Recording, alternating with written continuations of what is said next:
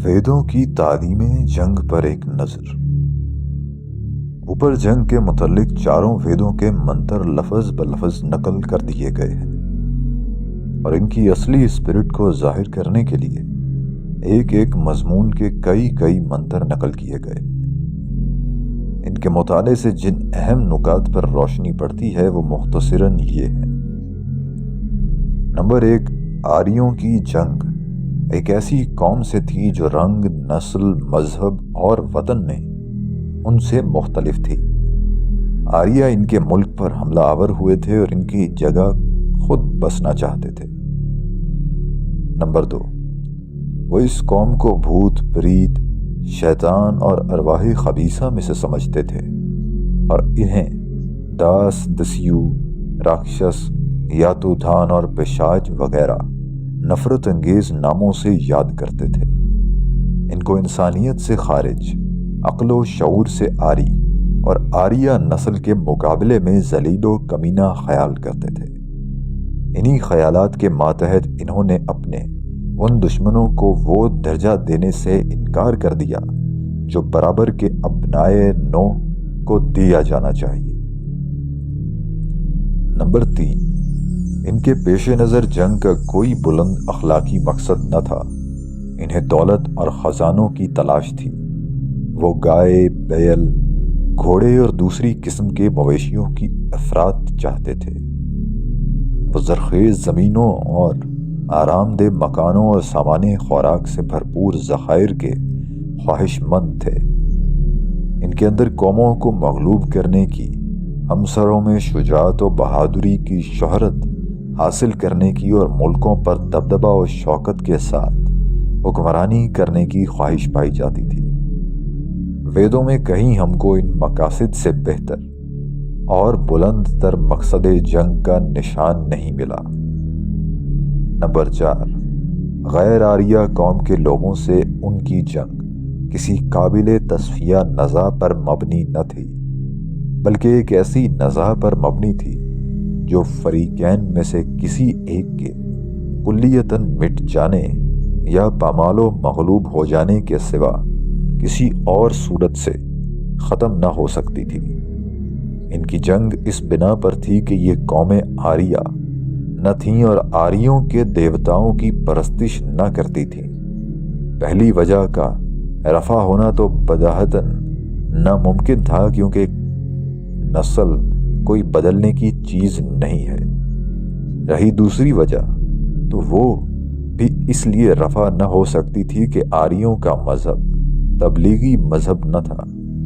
वेदों से कहीं इशारतन भी ये नहीं मालूम होता कि आर्यों ने गैर आर्या कौमों को किसी मजहबी अकीदा और मसलक की दावत दी हो और उनके सामने ये बात पेश की हो कि अगर तुम फलां फलां उसूल कबूल कर लो तो हम मुसावियाना हैसियत से तुमको अपनी सोसाइटी में ले लेंगे।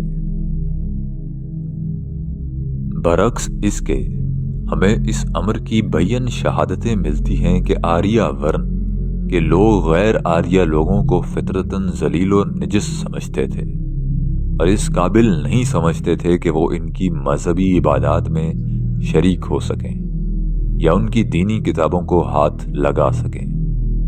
यही वजह है कि इन दोनों हरीफों की जंग उस वक्त तक ख़त्म न हुई जब तक मुल्क के असली बाशिंदों ने शूदर बनकर रहना या जंगलों और पहाड़ों की तरफ निकल जाना कबूल न कर लिया।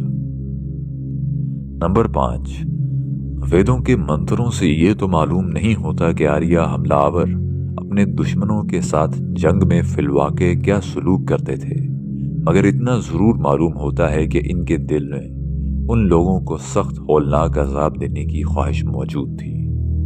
जिंदा आदमी की खाल खींचना, उसकी बोटियां काटना, उसे आग में जलाना, उसके आज़ा का मुतला करना, उसको दरिंदा जानवरों से फड़वाना, उसे जानवरों की खाल में सी देना, उसके बाल बच्चों तक को ज़िबह कर डालना, ये वो मरगूब सजाएं हैं जो वो चाहते थे कि उनके देवता उनके दुश्मनों को दें। ये आरज़ुएं जिन दिलों में परवरिश पा रही हों, उनके अमल का अंदाजा क्या किया जा सकता है। गीता का फलसफाए जंग। हिंदू मजहब में गीता को जो अजमत हासिल है, उसकी खास वजह यह है कि वो श्री कृष्ण जैसे मुमताज मजहबी पेशवा की तरफ मंसूब है। मिस्टर तिलक के बकौल वो भागवत धर्म का सबसे बड़ा ग्रंथ है। इसमें हिंदू मजहब के फलसफे को जिस वजाहत और फसाहत और बलागत के साथ बयान किया गया है, उसकी मिसाल पूरे संस्कृत लिटरेचर में नहीं मिलती। को इसमें हिंदू तसव्वुफ के 20 मसाइल ज़ेरे बहस आए हैं, लेकिन इसका असल मरकजी नुक्ता जंग ही है, क्योंकि वो एक पस्त हिम्मत सिपाही को जंग पर उभारने और इसके खून रेजी से बेजार दिल में रज़म आराई का शौक पैदा करने के लिए लिखी गई है। तारीख़ हिंद का मशहूर वाक़या है कि जब हिंदुस्तान में कदीम आर्या तहजीब पूरे उरूज पर थी, तो सिंतापुर के शाही खानदान में दौलत व इक़्तिदार की ख्वाहिश ने फूट डाल दी। कुरु और पांडु दो मुकाबिल फरीक बन गए और दोनों की ताईद में हिंदुस्तान के बड़े बड़े उमराओ आयान खड़े हो गए। अव्वल समझौते की कोशिशें की गईं, मगर कामयाबी न हुई। आखिर दोनों ने काज़ी शमशीर को हकम बनाया और मैदाने जंग की अदालत में अपनी किस्मत का फैसला करने के लिए जमा हो गए। कृष्ण जी इस जंग में पांडुओं के हामी थे। पांडुओं का सरदार अर्जुन उनका चेला था। उसकी फौज को कामयाबी की मंजिल तक पहुंचाने के लिए कृष्ण जी ने खुद उसके रथ की भागें अपने हाथ में ले ली थी। जब मैदाने कारजार में दोनों फौजें आमने सामने खड़ी हुईं और अर्जुन ने अपनी आंखों से अपने दोस्तों, अजीजों और भाइयों को आमादा किताल देखा, तो इसका दिल टूटने लगा। उसने मोहब्बत के लतीफ जज्बात से मुतासिर होकर इरादा किया कि जंग से फिर जाए। इस पर कृष्ण जी ने उसको एक तवील उपदेश दिया जो जंग के फलसफे और इसके मुख्तलिफ पहलुओं पर हावी था। यही उपदेश भागवत गीता है। यह उपदेश दरअसल जुबानी दिया गया था। महाभारत के मुंसिफ ने इसके मार्ज़े तहरीर में आने और आमतौर पर शाया होने की वजह यह बयान की है कि जब कौरवों के बुजुर्ग धृतराष्ट्र ने अपनी आंखों से अपने खानदान की तबाही का मंजर देखना पसंद न किया, तो व्यास जी ने एक रथबान को, जिसका नाम सज्जे था, उसके पास मुकर्रर कर दिया।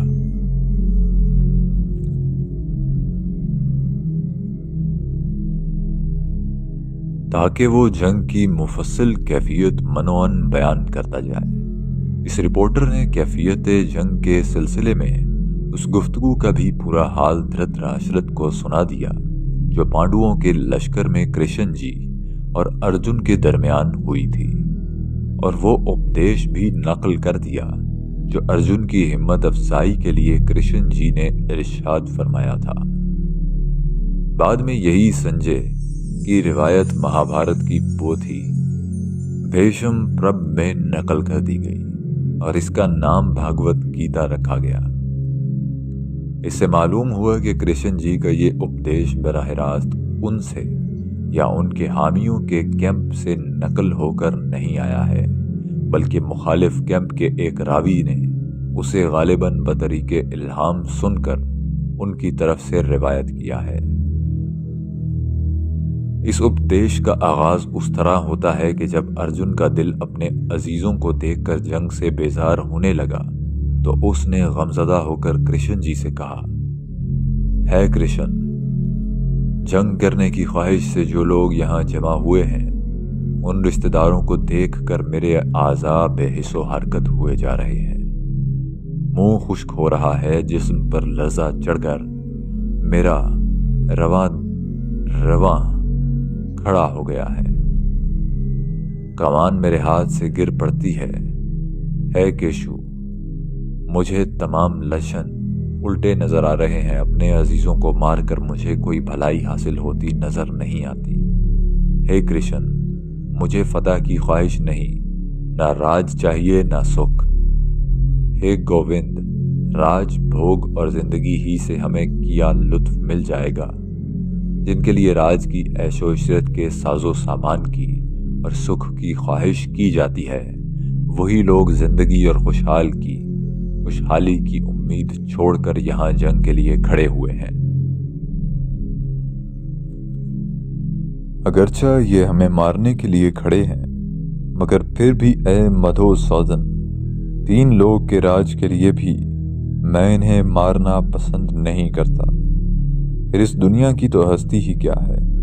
खुद अपने रिश्तेदार कोरुओं को मारना हमारे लिए किसी तरह मुनासिब नहीं है, क्योंकि ए माधु, अपने अजीजों को मारकर हम किस तरह सुखी हो सकेंगे।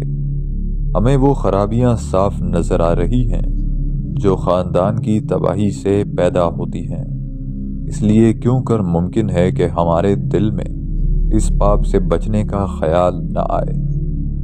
खानदान की तबाही से तमाम पुराने खानदानी धर्म तबाह हो जाते हैं, और खानदान के इन धर्मों के मिट जाने से खानदान पर अधर्म की धाक जम जाती है जनार्दन, हम ऐसा सुनते आए हैं कि जिन इंसानों के खानदानी धर्म गायब हो जाते हैं, वो यकीनी तौर पर निर्क हो जाते हैं। देखो तो सही, हम शाहाना ऐश के लालच से अपने अजीजों को मारने खड़े हुए हैं। ये हमने बड़ा पाप कर्म करने की तैयारी की है।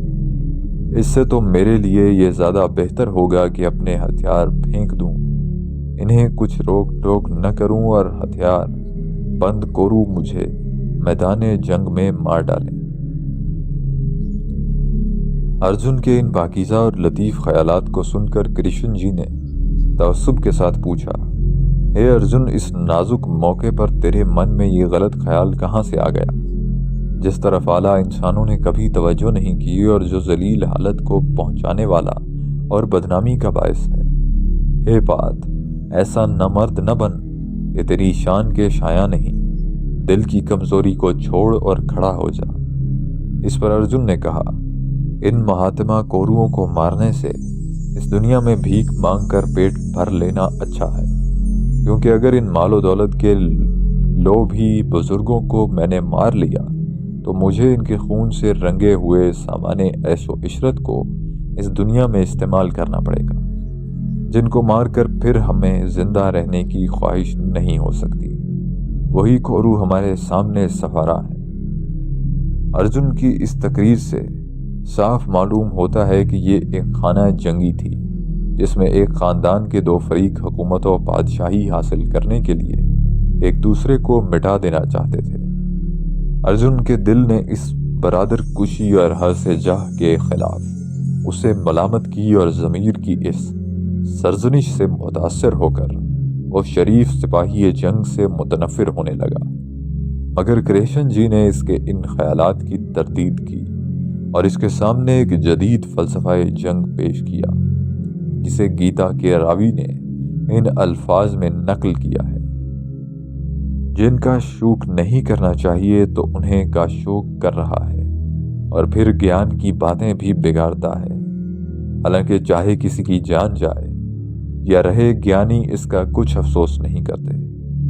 जिस तरह जिस्म में रहने वाले को इसी जिस्म में बचपन, जवानी, बुढ़ापा हासिल होता है, उसी तरह आइंदा दूसरा जिस्म भी मिला करता है। इसलिए ज्ञानी लोग इस बारे में कुछ मोह नहीं करते। जिस्म की मालिक आत्मा गैर फानी और नाकाबिले इदराक है, और इसको हासिल होने वाले इज्साम फानी है। इसलिए ए अर्जुन, तू जंग कर। जो शख्स समझता है कि आत्मा मारती है या आत्मा मारी जाती है, उसको सच्चा ज्ञान हासिल नहीं है। کیونکہ یہ آتما نہ تو مارتی ہے اور نہ ماری جاتی ہے۔ یہ آتما نہ کبھی پیدا ہوتی ہے اور نہ مرتی ہے، اور ایسا بھی نہیں ہے کہ یہ ایک مرتبہ ہونے کے بعد کچھ پھر نہ ہوتی ہو۔ یہ کبھی بوڑھی نہ ہونے والی، دائم، مسلسل اور قدیم ہے۔ اس لیے جسم کے مارے جانے سے یہ نہیں ماری جاتی۔ ہے پارتھ، جس نے یہ جان لیا کہ یہ آتما غیر فانی، دائم، کبھی نہ بوڑھی ہونے والی اور کبھی نہ مٹنے والی ہے، وہ ایک انسان کو کیسے مار ڈالے گا، یہاں مروا دے گا؟ جس طرح کوئی دشمن پرانے کپڑوں کو اتار کر نئے کپڑے پہن لیتا ہے، اسی طرح جسم کی مالک آتما بھی پرانے جسم کو چھوڑ کر نیا جسم اختیار کر لیتی ہے۔ اس آتما کو ہتھیار نہیں کاٹ سکتے، آگ نہیں جلا سکتی، خدا سے پانی تر کر سکتا ہے، ہوا سے پانی تر کر سکتا ہے، نہ ہوا خشک کر سکتی ہے۔ اس لیے اس آتما کو اس طرح کا سمجھ کر اس کے لیے افسوس کرنا تجھے مناسب نہیں۔ اگر تو یہ خیال کرتا کہ آتما دائمی نہیں ہے، جسم کے ساتھ ہی پیدا ہوتی اور اس کے ساتھ ہی مر جاتی ہے، تب بھی اے مہابھو اس کے لیے افسوس کرنا تجھے مناسب نہیں، کیونکہ جو پیدا ہوا ہے اس کی موت یقینی ہے، اور جو مرتا ہے اس کا پیدا ہونا لا ابد ہے۔ اس لیے اس اٹل بات پر افسوس کرنا تیرے شایان شان نہیں۔ سب کے جسموں میں رہنے والی جسم کی مالک آتما کو کبھی کوئی نہیں مار سکتا۔ اس لیے بھارت کسی جاندار کے لیے افسوس کرنا تجھے مناسب نہیں۔ آگے چل کر کرشن جی نے ایک اور فلسفہ بیان کیا جس کی تقریر خود ان کے الفاظ میں نقل کی جاتی ہے۔ اگر تو سب پاپیوں سے بھی زیادہ پاپ کرنے والا ہو، تب بھی اس گیان کی کشتی سے ہی تو پاپوں کو پار کر جائے گا۔ جس طرح روشن کی ہوئی آگ تمام ایندھن کو جلا کر خاک کر دیتی ہے، اسی طرح اے ارجن یہ گیان روپ کی آگ بھی سب کاموں کی نیکی و بدی کی قیود کو جلا دیتی ہے۔ اے دھنجے، اس آتم گیانی شخص کو کرم اپنی قیود میں نہیں پھنسا سکتے جس نے کرم یوگ کے سہارے سے کرموں کی قیود کو ترک کر دیا ہے، اور جس کے سب شکوک و شبہات گیان سے دور ہو گئے ہیں۔ اس لیے تیرے دل میں اگیان سے جو شبہ پیدا ہو گیا ہے اسے تو گیان روپ کی تلوار سے کاٹ دے اور کرم یوگ کا سہارا لے کر جنگ کے لیے کھڑا ہو جا۔ جو کرم یوگ میں لوگ گیا، جس کا دل پاک ہو گیا، جس نے اپنے من اور اپنے حواس پر قابو پا لیا اور سب جانداروں کی آتما ہی جس کی آتما ہو گئی، وہ سب کام کرنے کے باوجود کرموں کے عذاب و ثواب سے غیر متاثر رہتا ہے۔ جو برہم کے ارپن کر کے اور کرم کے تعلق سے بالاتر ہو کر کام کرتا ہے، اس کو اسی طرح پاپ نہیں لگتا جس طرح کمل کے پتے کو پانی نہیں لگتا۔ گیتا کے فلسفے پر ایک نظر۔ کرشن جی کی اس تعلیم کا محاصل صاف الفاظ میں یہ ہے: نمبر 1، چونکہ عقیدہ تناسخ کی روح سے انسان ایک دفعہ مر کر پھر دوبارہ دوسرے جنم میں آ جاتا ہے، اس لیے اسے قتل کر دینا کوئی بری بات نہیں ہے۔ مرنے کے بعد وہ پھر جنم لے لے گا اور اس کی غیر فانی روح پر قتل کا کوئی اثر نہ ہوگا۔ نمبر 2، روح کے لیے جسم کی حیثیت وہی ہے جو جسم کے لیے کپڑوں کی ہے، لہٰذا کسی کے جسم و روح کا تعلق کاٹ دینا ایسے ہی ہے جیسے کسی کے پرانے کپڑے پھاڑ دینا۔ اس فعل کو قتل سے اور اس کے نتیجے کو موت سے تعبیر کرنا، پھر اسے گناہ اور جرم سمجھنا اور اس پر رنج کرنا محض جہالت ہے۔ علم و عرفان کی نگاہ میں تو جو شخص کسی انسان کو بظاہر قتل کرتا ہے، وہ دراصل اسے قتل نہیں کرتا بلکہ صرف اس کی روح پر سے جسم کا لبادہ اتار دیتا ہے، اور یہ کوئی افسوس کی بات نہیں ہے۔ افسوس کی بات تو اس وقت ہوتی جب قتل سے روح پر بھی موت واقع ہو جاتی۔ نمبر 3، جو چیز حادث ہے اس کا فنا ہو جانا یقینی ہے، پھر جب انسان کو ایک دن مرنا ہی ہے تو اسے مار ڈالے میں کیا برائی؟ جو اٹل بات ہے وہ ہو کر رہے گی، وہ ہمارے ہاتھ سے ہو یا قدرت کے ہاتھ سے۔ کل قدرت تو اسے مارنے والی ہے، کل قدرت تو اسے مارنے والی ہے ہی، پھر آج اگر ہم نے اسے مار ڈالا تو آخر مذائقہ کیا ہے؟ نمبر 4، جس شخص کو گیان حاصل ہو اس کے لیے نیکی اور بدی کی کوئی قید باقی نہیں رہتی۔ اس کے لیے تمام اعمال مباح ہو جاتے ہیں۔ اعمال میں نیک و بد کا امتیاز صرف ان لوگوں کے لیے ہے جو گیانی نہیں ہے۔ بس گیان حاصل کر لو، پھر کوئی بدتر سے بدتر فعل بھی تمہارے لیے گناہ نہیں ہے۔ اس تعلیم کا قدرتی نتیجہ یہ ہونا چاہیے کہ انسان کے دل میں انسانی جان کی کوئی قدر و قیمت ہی باقی نہ رہے۔ جس کا جی چاہے اپنے دوسرے بھائی کے جسم کو پرانا کپڑا سمجھ کر پھاڑ دے، اور جب باز پرس ہو تو جسم کی فنا پذیری اور روح کی دائمی زندگی کا فلسفہ پیش کر کے قتل کی ذمہ داری سے بری ہو جائے۔ پھر جو شخص گیانی ہو، اس ہونے کا مدعی ہو، اس کے لیے تو قتل کیا مانی، کوئی جرم اور کوئی گناہ ہی نہیں رہتا۔ وہ آزادی کے ساتھ ہر قسم کے جرائم کا ارتکاب کر کے بھی بے جرم و بے تصور بے قصور رہ جاتا ہے۔ ایک طرف گیتا نے اس قدر آزادی کے ساتھ جنگ کی تلقین کی ہے، دوسری طرف ہم دیکھتے ہیں کہ اپنے پورے 18 ابواب میں ایک جگہ بھی اس نے یہ نہیں بتایا کہ جس خونریزی پر وہ اس طرح انسان کو اکسا رہی ہے اس کا مقصد کیا ہے، اور کن اغراض کے لیے وہ بنی نوع انسان کا خون بہانا یا ارواح و اجساد کے تعلق کو قطع کرنا جائز سمجھتی ہے۔ جنگ کے مسئلے میں مقصد جنگ کا سوال در حقیقت ایک بنیادی سوال ہے، کیونکہ اس خطرناک کام کو اگر کوئی چیز مقدس بنا سکتی ہے تو وہ صرف مقصد کی پاکی اور طہارت ہی ہے، ورنہ ناجائز مقاصد کے لیے تو خواہ کتنی ہی شرافت کے ساتھ جنگ کی جائے، بہرحال وہ ناجائز ہی ہوگی اور قانون اخلاق کی نظر میں درندگی و بہیمیت کے سوا کچھ نہ ہوگی۔ لیکن گیتا نے اس بنیادی سوال کو صاف نظر انداز کر دیا ہے، اور اس باب میں انسان کی رہنمائی کرنے کا کوئی اہتمام نہیں کیا۔ تاہم بعض اشلوکوں کے انداز بیان سے کسی حد تک اندازہ کیا جا سکتا ہے کہ مقصد جنگ کے بارے میں گیتا کا نقطہ نظر کیا ہے۔ ایک جگہ کرشن جی فرماتے ہیں، ہے ارجن، یہ جنگ ایک سورگ کا دروازہ ہے جو تیرے لیے خود بخود کھل گیا ہے۔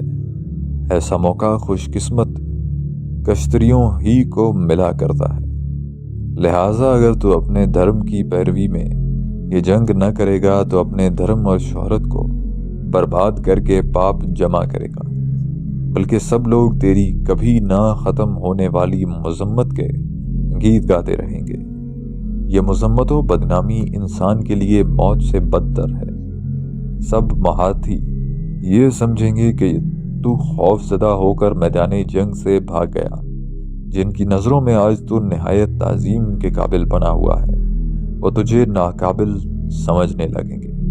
اسی طرح تیرے زور و طاقت کی مذمت کر کے تیرے بدخواہ اور دشمن ایسی بہت سی باتیں کہیں گے جو نہ کہی جانی چاہیے۔ پھر اس سے بڑھ کر دکھ کی بات اور کیا ہوگی؟ اگر تو مر گیا تو سورگ کھو جائے گا، اور اگر فتح یاب ہوا تو دنیا کے راج کو بھوگے گا۔ اس لیے جنگ کرنے کا مستقل ارادہ کر کے اٹھ۔ علاوہ بری اگر تو اپنے دھرم کی طرف بھی دیکھے تو اس وقت ہمت ہارنا تجھے مناسب نہیں ہے، کیونکہ دھرم کی روح سے حق بجانب جنگ سے بڑھ کر اور کوئی بات کشتری کے لیے بھلائی کی نہیں ہو سکتی۔ میں لوگوں کا خاتمہ کرنے والا اور بڑھا ہوا کال ہوں، یہاں لوگوں کا ناش کرنے آیا ہوں۔ تو اگر نہ ہو تب بھی فوجوں کی صفوں میں یہ جتنے جنگ آزما کھڑے ہیں سب تباہ ہونے والے ہیں۔ اس لیے تو اٹھ نیک نامی حاصل کر اور دشمنوں کو مغلوب کر کے وسیع سلطنت کا لطف اٹھا۔ میں نے انہیں پہلے ہی مار دیا ہے۔ اب یہ خیالات ان عام خیالات سے کچھ بھی مختلف نہیں جو جنگ کے موقع پر ہمیشہ سپاہیوں کو لڑنے کی ترغیب دینے کے لیے استعمال کیے جاتے ہیں۔ نہ یہ مقاصد جنگ ان مقاصد سے کچھ بلند ہیں جن کے لیے اہل دنیا اپنے ابنائے نو کا خون بہایا کرتے ہیں۔ وہی مال و زر کی خواہش، وہی شہرت و ناموری کا شوق، وہی حکومت و سلطنت کی طلب، وہی شکست و ذلت اور بدنامی کا خوف یہاں بھی جنگ کی تحریک کر رہا ہے، جو عام دنیا پرست لوگوں میں جنگ کا جوش اور قتل و غارت گری کی خواہش پیدا کرتا ہے۔ اس میں کوئی بلند پایا تعلیم نہیں ہے، کوئی اعلیٰ اخلاقی ہدایت نہیں ہے، کوئی بہتر نصب العین نہیں ہے۔ حیوانی خواہشات و جذبات سے بلند تر کسی جذبہ و خواہش کی طرف انسان کی رہنمائی نہیں کی گئی ہے۔ منو کے احکام جنگ۔ میرے پیش نظر منو کے دو انگریزی ترجمے ہیں۔ ایک سر ولیم جونز کا ترجمہ جو 1794 میں فورٹ ولیم کالج کلکتہ سے شائع ہوا تھا۔ دوسرا ڈاکٹر برنل کا ترجمہ معاشرہ جسے پروفیسر ہاکنس نے ایڈٹ کر کے 1894 میں شائع کیا۔ ان میں سے اول ذکر ترجمہ گورنمنٹ کے حکم سے ہوا تھا اور آج تک نہایت معتبر سمجھا جاتا ہے۔ منو کی دھرم شاستر ہندوؤں کے مذہبی قوانین کا بہترین مجموعہ ہے اور تقریباً 1400 برس سے اس کے احکام ہندو قوموں اور سلطنتوں میں معمول بہ ہیں۔ اس کے مصنف کی شخصیت بڑی حد تک تاریکی میں ہے۔ اس کی تصنیف کا زمانہ بھی متعین نہیں ہے، مگر یہ حقیقت مسلم ہے کہ وہ آریہ قوم کے اس عہد کی تصنیف ہے جب اس کا نظام تمدن زیادہ ترقی کر چکا تھا اور سلطنتوں کے معاملات کی تنظیم کے لیے باقاعدہ مرتب کیے ہوئے دساتیر عمل کی ضرورت پیدا ہو گئی تھی۔ اس مقصد کے لیے منو کے علاوہ اور بھی بہت سی شاستریں اور اسمرتیاں لکھی گئی ہیں، مگر ان سب پر منو کو ترجیح حاصل ہے، کیونکہ دوسری کتابیں یا تو منو کی خوشاچی ہیں یا اس سے نقیض واقع ہونے کی صورت میں ہندو علماء نے ان کو رد کر دیا ہے۔ مذہبی کتابوں میں عام طور پر یہ خیال ظاہر کیا جاتا ہے کہ جو کچھ منو کہتا ہے وہی صحیح ہے، اور جو اسمرتی منو کے خلاف ہے وہ معتبر نہیں ہے۔ بس ہندو مذہب کے اس قوانین معلوم کرنے کے لیے ہمارے پاس اس سے بہتر اور کوئی ذریعہ نہیں ہے، چونکہ یہ مجموعہ ایک ایسے زمانے میں مرتب ہوا ہے جبکہ ہندوستان میں آریہ قوم کی باقاعدہ سلطنتیں قائم ہو چکی تھیں اور تہذیب و تمدن کی ترقی نے اس کو اپنے معاملات کے اجراء میں ایک مخصوص ضابطے کی پابندی کرنا سکھا دیا ہے۔ اس لیے ہم کو اس میں جنگ کے تمام ضروری پہلوؤں کے متعلق احکام و قوانین ملتے ہیں۔ جنگ کا مقصد۔ سب سے پہلا سوال مقصد جنگ کا ہے۔ منو نے اس پر کچھ زیادہ تفصیل کے ساتھ بحث نہیں کی ہے، تاہم حسب ذیل تصریحات سے صاف معلوم ہوتا ہے کہ وہ کن مقاصد کے لیے جنگ کو جائز سمجھ رکھتا ہے۔ روئے زمین کے جو حکمران ایک دوسرے کو نیچا دکھانے یا قتل کرنے کی خواہش سے اپنی تمام قوت کے ساتھ جنگ کرتے ہیں اور کبھی منہ نہیں موڑتے، وہ مرنے کے بعد سیدھے بہشت کی طرف جاتے ہیں۔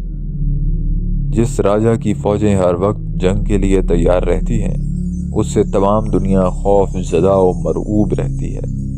بس ایسے راجا کو اپنی مستعد فوج کے ساتھ تمام مخلوقات کو اپنا تابع فرمان بنانے کی کوشش کرنی چاہیے۔ اس طرح فتح کی تیاری کرنے کے بعد اپنے تمام مخالفین کو یا تو صلح و رضا کے ساتھ اپنا تابع فرمان بنانا چاہیے، یا اگر وہ بخوشی اطاعت قبول نہ کریں تو دوسرے ذرائع اختیار کرنے چاہیے، یعنی رشوت، توڑ جوڑ اور جنگی طاقت۔ کامیابی کے ان چاروں ذرائع میں سے عقل مند لوگ سلطنت کی توسیع کے لیے صلح و رضا اور جنگی طاقت کو زیادہ پسند کرتے ہیں۔ اس طرح جب راجا دھرم کے مقرر کیے ہوئے تمام فرائض ادا کر لے تو اس کو ان علاقوں پر قبضہ کرنے کی کوشش کرنی چاہیے جو ابھی تک اس کے قبضے میں نہ آئے ہوں، اور اپنے مقبوضہ ممالک کی خوب حفاظت کرنی چاہیے۔ دھرم کے مطابق عمل کرنے والے راجا کا خاص فرض یہ ہے کہ وہ ممالک فتح کرے اور جنگ سے کبھی نہ ٹلے۔ ان اشلوکوں سے معلوم ہوتا ہے کہ مقصد کے سوال میں منو کی پرواز فکر بھی کرشن جی سے کچھ زیادہ اونچی نہیں ہے۔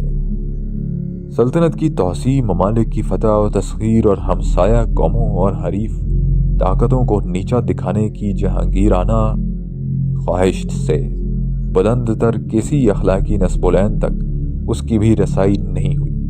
عام دنیا داروں کی طرح وہ بھی حکومت و بادشاہی کو طاقتوروں کا منتہائے مقصود سمجھتا ہے اور انہیں ترغیب دیتا ہے کہ وہ اپنی قوت کو ہر وقت اسی ملک گیری کے کام میں صرف کرتے رہیں۔